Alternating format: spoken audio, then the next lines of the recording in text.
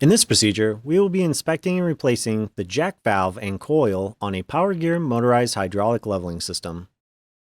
The tools required for this procedure are a 7/8" wrench, 2 wires, a screwdriver, and a drill battery.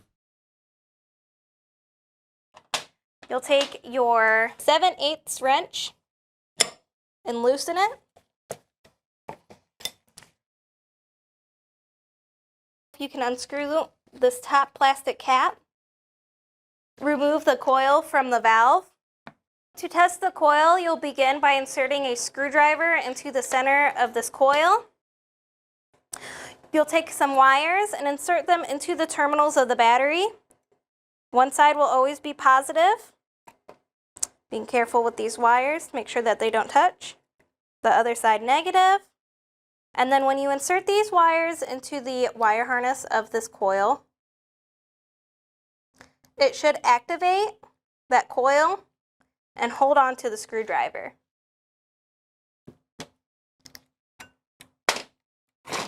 Make sure you disconnect your wires from that battery. And now that we tested the coil, we know that it's not the coil that's malfunctioning, and we need to check the valve for any blockage. Take a 7/8" wrench and loosen that valve. Going slow.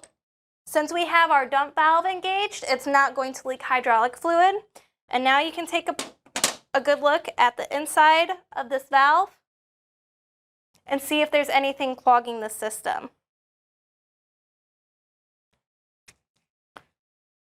You can manually activate the valve and visually see that hydraulic fluid move on the inside when you press that button. And that tells you that the valve is opening and closing. And it moves properly, so we can reinstall ours onto the system. Making sure not to cross the threading of the valve system because that can cause a leak. Retighten the valve. And then reinstall the coil.